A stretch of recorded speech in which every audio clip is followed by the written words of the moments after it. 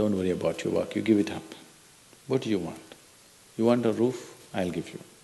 You want food every day? I'll give you. All you have to do is just sit in one place and be blissful. I will feed you for the rest of your life. Can you do? No, you want to mess up something every day. People say they're only working for a living. I said, don't worry, I'll give you shelter, I'll give you food every day, no problem. All you have to do is, I want to see tears of blissfulness every day. That's all the requirement. You don't have to do any work, you don't have to serve me, you don't have to produce anything, nothing. Just sit here blissfully, we'll feed you, we'll worship you. No. So the problem is not in your work, the problem is not in your life, the problem is not in the world that you live, the problem is just that you have not done the necessary things for this one to flow through this effortlessly, beautifully. The necessary work has not been done and we are just hoping it'll happen by accident. It doesn't happen by accident. Lot of people in the world think United States of America is heaven. But people who live here don't think so at all. Isn't it so? Isn't it? A lot of people in the world are dying to get an entry into the country. You open up the southern borders, 10 million people will enter tomorrow morning because they think this is heaven. But you are not experiencing it that way, isn't it? You are not experiencing this as heaven because hell and heaven is not a geographical place. Hell and heaven is what you make out of yourself, isn't it? Too much talk about heaven has been going on because there are too many people who made a hell out of themselves. If you had made a heaven out of yourself, would you talk about going to heaven? If you sit here and you're feeling ecstatic right now, would you aspire to go to heaven, I'm asking? Once it happened, early 20th century,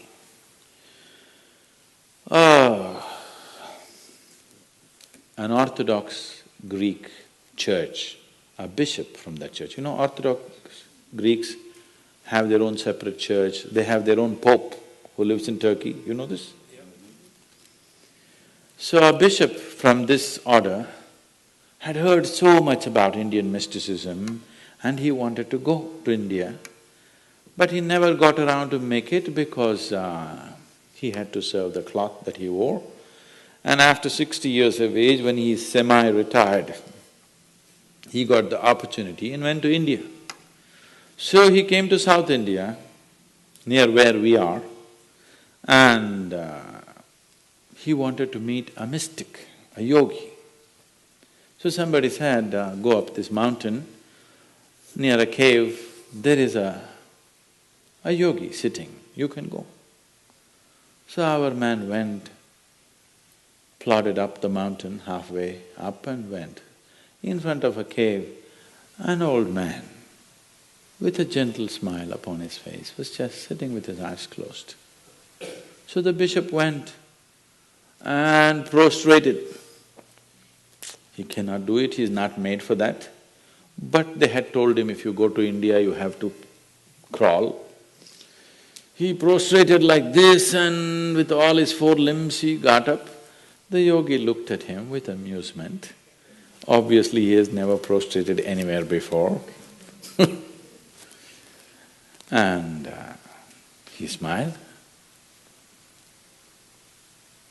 Then the bishop said, I am like this, I am a bishop.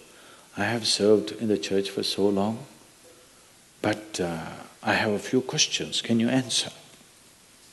The yogi smiled and said, yes, please, whatever the question. Then the bishop asked, what is life? At the age of 60. What is life? So the yogi closed his eyes, became very blissful and said, life is like the fragrance of a jasmine on the spring breeze. And tears of blissfulness flowed out of his eyes as he was saying this. Then the bishop said, no, no, no. Our Pope has told us life is like a thorn and we must renounce it. And even symbolically, Jesus himself wore a crown of thorns. So, how come you say this? Our Pope says otherwise. The yogi looked at him, smiled and said, well, that's his life.